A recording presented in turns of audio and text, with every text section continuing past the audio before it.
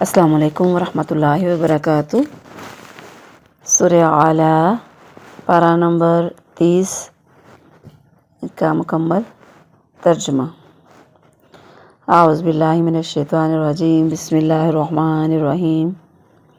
سبح اسم ربک الاعلی، سبح تسبیح کرو، اسما نام کی، ربی کا اپنے رب کے نام کی، اعلیٰ جو سب سے بلند ہے۔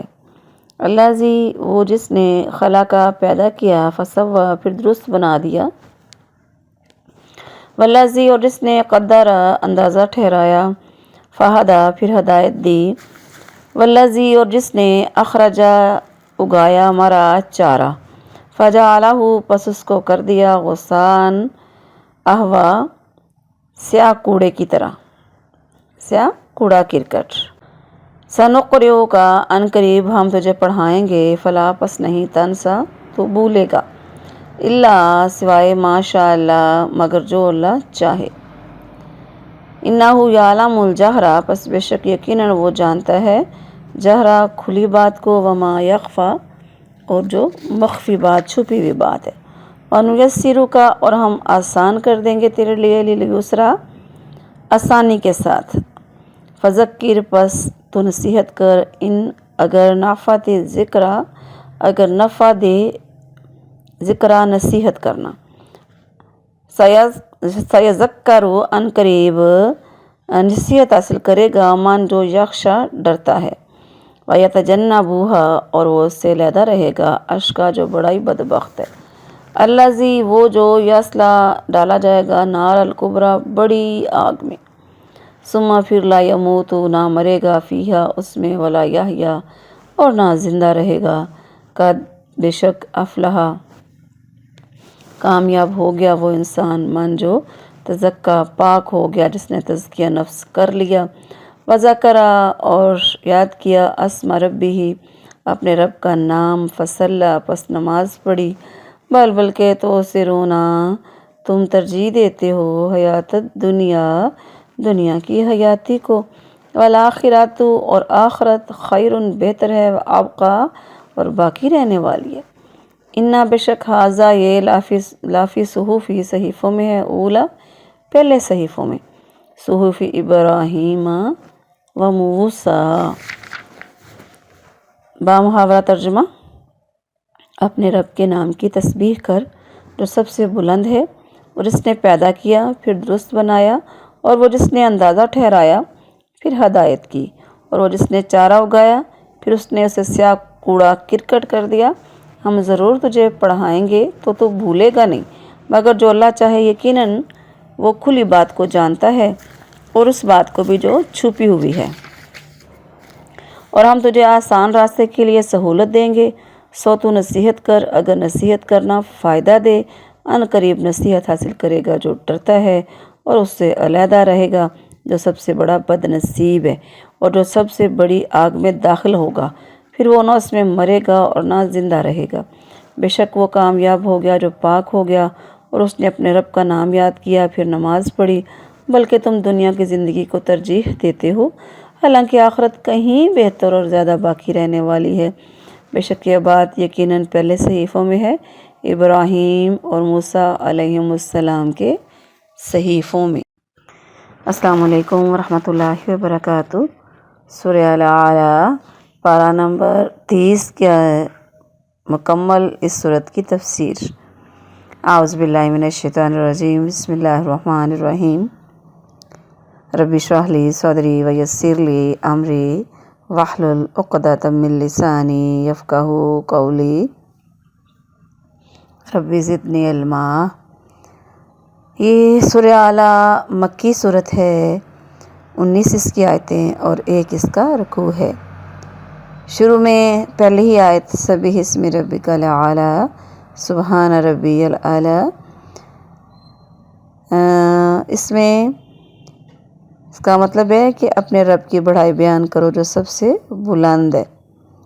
تو یہ بھی ہم تسبیح بھی یہ کرتے ہیں، سجدے میں 3 بار کم از کم پڑھی جاتی ہے یہ، اور اس کے علاوہ اس کا مطلب یہ بھی ہے کہ ہر وہ رب جو ہر قسم کے عیب، کمزوری، نقص سے پاک ہے۔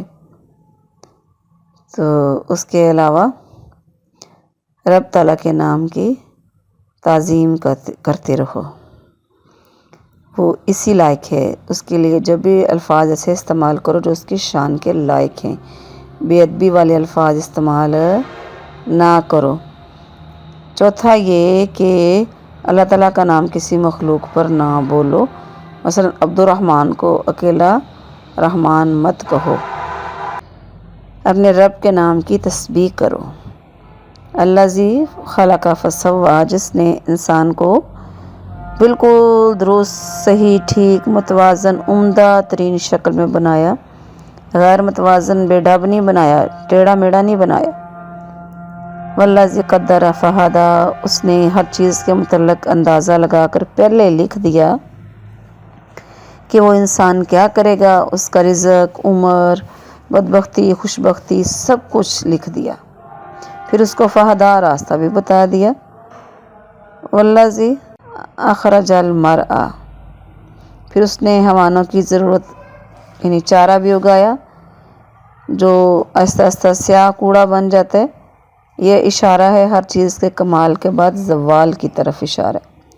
سنقرئک فلا تنسی، یہ جو پیش گوئی ہے کہ آپ اللہ کے نبی سے کہا جا رہا ہے کہ ہم آپ کو ایسے یاد کروائیں گے، آپ بھولیں گے نہیں۔ یہ ابتدائی اسلام میں مکہ کے اندر پیش گوئی کی گئی تھی اللہ تعالیٰ نے۔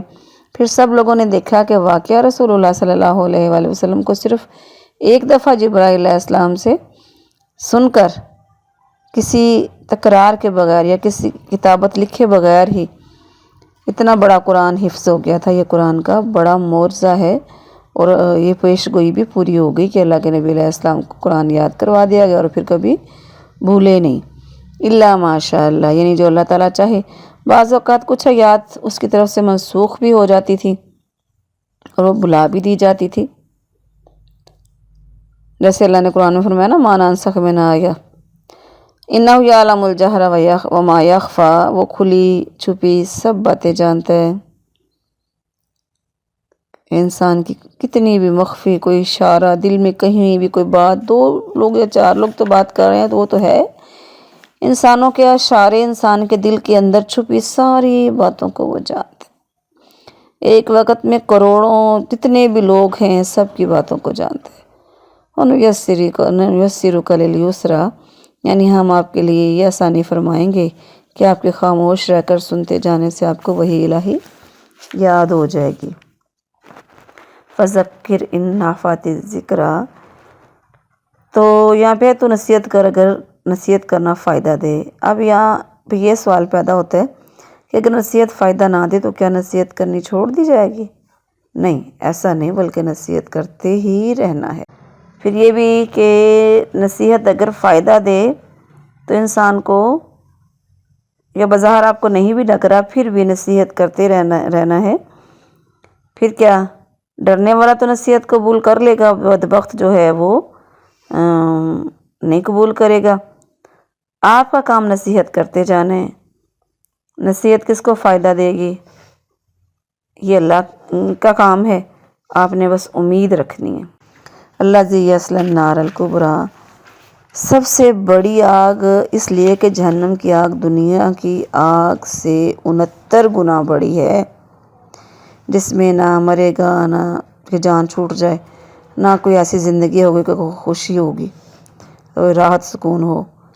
قد افلح من تزکی، یعنی کفر و شرک اور گناہوں سے پاک ہو کر اللہ اکبر کہا، پھر نمازیں پڑھی، اپنے رب کی حمد و ثنا بیان کی۔ بل تؤثرون الحیات الدنیا، فرمایا آخرت کی بھلائی کے کاموں میں تم اس لیے کوتاہی کرتے ہو کہ دنیا کے مشغلوں کو چھوڑنا تمہیں مشکل لگتا ہے، حالانکہ تم اسے نہ بھی چھوڑو گے تو وہ بھی تمہیں دنیا چھوڑ ہی دے گی، کیونکہ وہ باقی رہنے والی نہیں ہے، اور اگر آخرت کو اختیار کر لو گے تو وہ تمہیں کبھی نہیں چھوڑے گی۔ پھر سوچ لو ترجیح کس کو دینی ہے، خود ہی غور کر کے فیصلہ کرو۔ الحمدللہ ہماری سورہ اعلیٰ مکمل ہو گئی۔ اللہ تبارک عمل کی توفیق عطا فرمائے۔